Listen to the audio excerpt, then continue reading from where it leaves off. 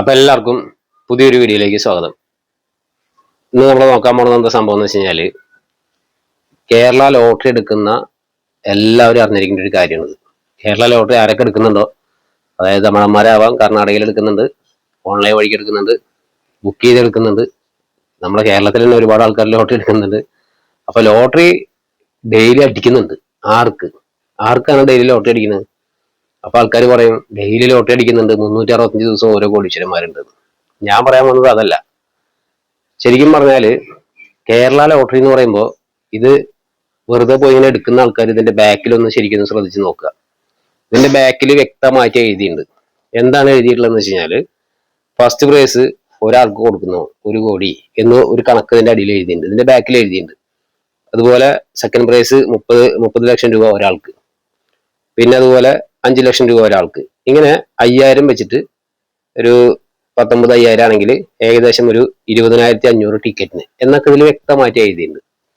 അപ്പൊ അങ്ങനെ എഴുതിയിട്ടുണ്ടെങ്കിൽ അതിനെക്കുറിച്ച് വിശദമായിട്ട് നോക്കി നോക്ക്. ടോട്ടലായിട്ട് കണക്കൂട്ടുമ്പോൾ അതിൽ തന്നെ എഴുതിയിട്ടുണ്ട് 23,27,00,000 റുപ്യ കേരള ഗവൺമെന്റ് സമ്മാനമായിട്ട് കൊടുക്കുന്നുണ്ട്.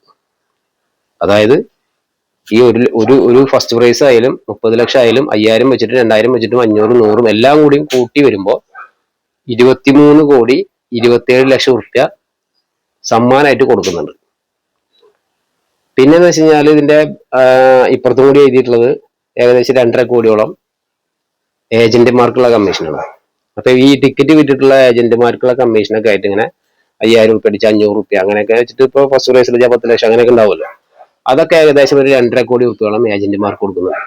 അപ്പൊ അത് മൊത്തത്തിലൊന്ന് കൂട്ടിയാലും നമുക്ക് ഏകദേശം ഒരു 25.5 കോടി റുപ്യ ഏജന്റുമാർക്ക് കൊടുക്കുന്ന കാശും 23 കോടി 27 ലക്ഷം റുപ്യ നമ്മുടെ സമ്മാന തുകയും കൂട്ടുമ്പോൾ ഏകദേശം ഒരു 25 കോടി 25.5 കോടിയുടെ അടുത്ത് സമ്മാന തുക വരുന്നുണ്ട്. അപ്പൊ ഏകദേശം 50 റുപ്യ വെച്ചിട്ട് നമ്മളിപ്പോ 1 കോടി 8 ലക്ഷം ടിക്കറ്റ് വിറ്റ് കഴിഞ്ഞാൽ 54 കോടി റുപ്യ കിട്ടും.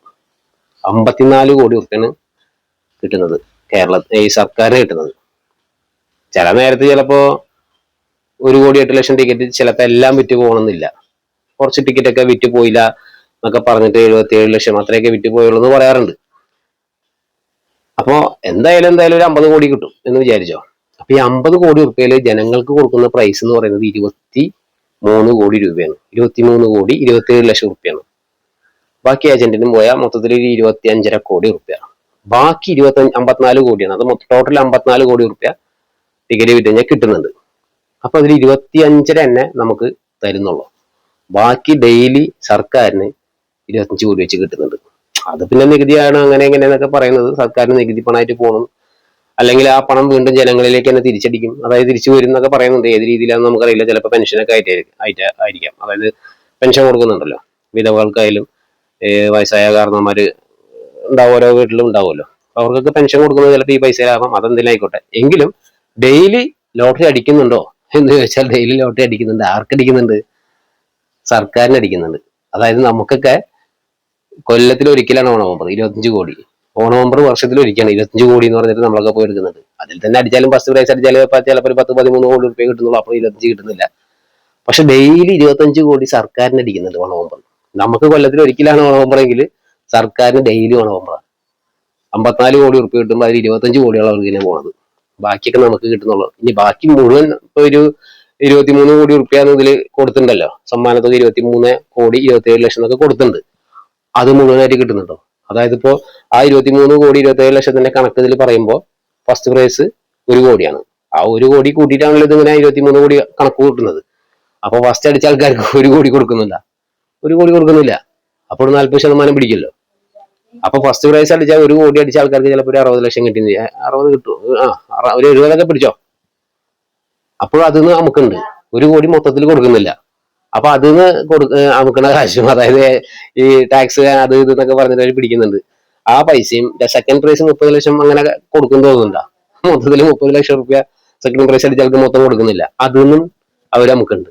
അപ്പൊ ഫസ്റ്റ് പ്രൈസ് അടിച്ച ആൾക്കാരായിരുന്നു, സെക്കൻഡ് പ്രൈസ് അടിച്ച ആൾക്കാരായിരുന്നു, ലക്ഷക്കണക്കിന് വേറെ അടിച്ചിട്ടുണ്ടെങ്കിലും അവരെ നിന്നൊക്കെ ഇങ്ങനെയൊക്കെ ടാക്സ് കുറേശ്ശെ പിടിച്ചിട്ട് അതും പിടിക്കുന്നുണ്ട്. അപ്പൊ ആ പൈസയാവും ചിലപ്പോ എന്താ പറയാ, ആ പൈസ ആയിരിക്കും ചിലപ്പോ കുറച്ചുകൂടി ചേർത്ത് ഏജന്റുമാർക്ക് വിടില്ലേ വേണ്ടോ. അപ്പൊ അങ്ങനെ ഒരു ട്വിസ്റ്റ് ഉണ്ട്. അപ്പൊ ഇതിൽ കൊടുത്തിട്ടുള്ള കണക്ക് കൊടുക്കുന്നു എന്ന് പറഞ്ഞിട്ട് 1 കോടി എന്ന് പറഞ്ഞ കണക്ക് തെറ്റാണ്. അങ്ങനെ കൊടുക്കുന്നില്ല. കാരണം അതിന്റെ ടാക്സും കാര്യങ്ങളൊക്കെ പിടിച്ചിട്ടാണ് കിട്ടുന്നത്. അപ്പൊ അതില് സെക്കൻഡ് പ്രൈസ് 30 ലക്ഷം കൊടുക്കുന്നു, കൊടുക്കുന്നില്ലല്ലോ. എല്ലാ ടാക്സും പിടിച്ചിട്ടാണ് ബാക്കി കൊടുക്കുന്നുള്ളൂ. അങ്ങനെ വെച്ച് അങ്ങനെ കയ്യിൽ കിട്ടുന്ന കണക്ക് വെച്ച് നോക്കുകയാണെങ്കിൽ ഇപ്പൊ ഫസ്റ്റ് പ്രൈസ് അടിച്ച ആൾക്കാർക്ക് ചിലപ്പോൾ ഒരു 65-70 ലക്ഷം കിട്ടുന്നു, സെക്കൻഡ് പ്രൈസ് അടിച്ച ആൾക്കാർക്ക് ഒരു 10-20 ലക്ഷം റുപ്യ കിട്ടുന്നു, 30 കണക്കിൽ വരുന്നുണ്ട്, പക്ഷെ 10-20 കിട്ടുന്നുള്ളൂ. അങ്ങനത്തെ കണക്കൊക്കെ വരികയാണെങ്കിൽ എനിക്ക് തോന്നുന്നത് 23 കോടി അപ്പോഴും താന്നുകൊണ്ടിരിക്കും. അത്രയും കിട്ടുന്നില്ല. അപ്പൊ ജനങ്ങൾ 50 രൂപ കൊടുത്തിട്ട് ഈ മേടിക്കുന്ന ടിക്കറ്റിന്റെ ബാക്കിലുള്ള ഈ ഡീറ്റെയിൽ ആയിട്ടുള്ള കാര്യങ്ങളൊക്കെ ഒന്ന് ഇടക്കൊന്ന് ചെക്ക് ചെയ്യണത് നല്ലതാ. ഇത് മൊത്തം ഒന്ന് നോക്കുക, നോക്കിയിട്ട് എത്ര 5000 കൊടുക്കുന്നുണ്ട്, 19,500 ആണ്, അത് 20,000 ടിക്കറ്റുകളിലാണ്, അത് അങ്ങനെ കൂട്ടിക്കഴിഞ്ഞാൽ എത്ര രൂപ വരുന്നുണ്ട്, അങ്ങനെ എല്ലാ സമ്മാന തുകകളൊന്നും കൂട്ടി കൂട്ടി വരുമ്പോൾ ഈ പറഞ്ഞ പോലെ ഈ കണക്ക് ശരി തന്നെയാണ്. പക്ഷെ അത്രയും പൈസ ജനങ്ങളിലേക്ക് എത്തുന്നില്ല എന്ന് മാത്രം. പിന്നെ ഡെയിലി ലോട്ടറി അടിക്കുന്നുണ്ടോ എന്ന് ചോദിച്ചാൽ ഡെയിലി ലോട്ടറി അടിക്കുന്നുണ്ട്. അത് സർക്കാരിന് ഡെയിലി 25 കോടി അടിക്കുന്നുണ്ട്, നമുക്ക് കിട്ടുന്നില്ല. നമ്മൾ ഇന്നലെ നാളെ കിട്ടും കിട്ടും കിട്ടും വെച്ചിട്ട് നമ്മളൊരു നിക്ഷേപം പോലെ 50, 100, 50, 100 നമ്മൾ സാധാരണക്കാരിടുന്നുള്ളൂ. പക്ഷെ ഒരുപാട് ആൾക്കാർ 500, 1000, 10,000 ടിക്കറ്റ് എടുക്കുന്ന ആൾക്കാരുണ്ട്. അപ്പൊ അവരൊക്കെ മണ്ടന്മാരാണ് ശരിക്കും. കാശ് വെറുതെ ഇങ്ങനെ കൊടുത്തിട്ട് ആരെ നന്നാക്കുന്നു? നമ്മൾ നന്നാകുന്നില്ല, സർക്കാരിനെ നന്നാക്കുന്നു. പിന്നെ ആ പൈസ ജനങ്ങൾക്ക് തന്നെ പോവാന്നൊക്കെ പറയുന്നത്. പിന്നെ ലോട്ടറി വിൽക്കാന്നൊക്കെ പറയുന്നത് പാവങ്ങളായിട്ടുള്ള ആൾക്കാർക്ക് എന്താ പറയാ ഒരു തൊഴിൽ കൊടുക്കുകയാണ്. സാധാരണക്കാർ ഒരുപാട് വയ്യാത്ത ആൾക്കാരും അങ്ങനെ ഇങ്ങനെ ഇരിക്കുന്ന ആൾക്കാരൊക്കെ ഉണ്ട്, കണ്ണ് കാണാത്തവരുണ്ട്, വയ്യാത്ത ആൾക്കാർ, കണ്ടൽ വേദന അല്ലെങ്കിൽ കിഡ്നിക്ക് വേദന അല്ലെങ്കിൽ കിഡ്നി ഇല്ലാത്തവര്, അങ്ങനെ ഇങ്ങനെ എന്തൊക്കെ രോഗങ്ങളുള്ള ആൾക്കാരൊക്കെ ലോട്ടറി വിറ്റ് ജീവിക്കുന്നുണ്ട്. അവർക്ക് വേണ്ടിയിട്ടാണ് ഈ പരിപാടിയെങ്കിൽ എനിക്ക് തോന്നുന്നില്ല അവർക്ക് വേണ്ടിയിട്ടുള്ള പരിപാടിയല്ല. എന്താ കാരണം എന്ന് വെച്ചാല് ഈ കേരള സർക്കാരിന്റെ ഈ ലോട്ടറി എന്ന് പറയുന്നത് 108 ലക്ഷം ടിക്കറ്റും അവരെ കയ്യിൽ നിന്ന് വിറ്റുപോകും. കേരള സർക്കാർ, അതായത് അവർ ഉണ്ടാക്കുന്നു, ലോട്ടറി അച്ചടിക്കുന്നു, ആ 108 ലക്ഷം ടിക്കറ്റും അവരെ കയ്യിൽ നിന്ന് വിറ്റുപോകും. എവിടേക്ക് പോകുന്നു? ഏജന്റുമാർ ഇത് മൊത്തം മേടിച്ചു വെച്ച് കഴിഞ്ഞു. അപ്പൊ പിന്നെ അവർ കാശൊക്കെ അങ്ങോട്ട് എത്തി, ഏജന്റുമാരെ എല്ലാ കാശും കൊടുത്ത് ലോട്ടറി മേടിച്ചു വെച്ചു. പിന്നുള്ളത് ഏജന്റുമാരെ കയ്യിലാണ് ഈ ലോട്ടറി വന്ന് പെടുന്നത്. ഈ ഏജന്റുമാരെ കയ്യിൽ നിന്ന് അവിടുന്ന് അടുത്ത ചെറിയ ചെറിയ കടകളിലേക്കും വേറെ ഏജന്റുമാർക്കൊക്കെ അവർക്കാണ് പിന്നെ ടാസ്ക് ഇതൊക്കെ വിറ്റ് തീർക്കല്. അപ്പൊ ഏജന്റുമാരെ കയ്യിൽ നിന്ന് എന്തായാലും ഇപ്പൊ ഞാനൊരു അസുഖക്കാരനാണെങ്കിൽ എനിക്ക് എന്തായാലും ലോട്ടറി കച്ചവടം ചെയ്തേ പറ്റും. അപ്പൊ ഞാൻ പോയി വാങ്ങുന്നത് ഏജന്റിന്റെ കയ്യിൽ നിന്നാണ്. അപ്പൊ നമ്മളെ പോലുള്ള സാധാരണക്കാർ പോയി എടുത്ത് വെക്കുന്ന ആൾക്കാരുടെ കയ്യിലാണ് ഈ ലോട്ടറി വന്ന് പെടുന്നത്, ലാസ്റ്റ് വന്ന് പെടുന്നത്. അപ്പൊ അതിൽ തന്നെ ചെറുപുഴ കടകളിൽ നിന്നും ഒന്നും കൂടി കുറച്ച് 50-100 സെറ്റ് വിൽക്കുന്ന കടകളിലൊക്കെയാണ് ആൾക്കാർ ഏറ്റവും കൂടുതൽ പോയി ടിക്കറ്റ് എടുക്കുന്നത് സമ്മാനം കിട്ടാൻ വേണ്ടിയിട്ട്.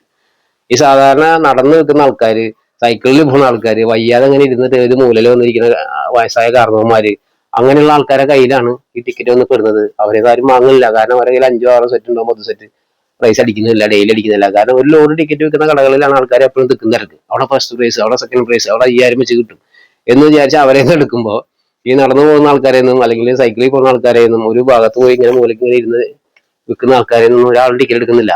അപ്പൊ അവരെ നന്നാക്കാനുള്ളതെങ്കിൽ എനിക്ക് തോന്നുന്നില്ല. കാരണം അവരെ കയ്യിൽ ചെന്ന് പെട്ട ടിക്കറ്റുകൾ ആരും വാങ്ങുന്നില്ല. വാങ്ങാതെ വരുമ്പോ അവർക്കത് നഷ്ടമാണ്.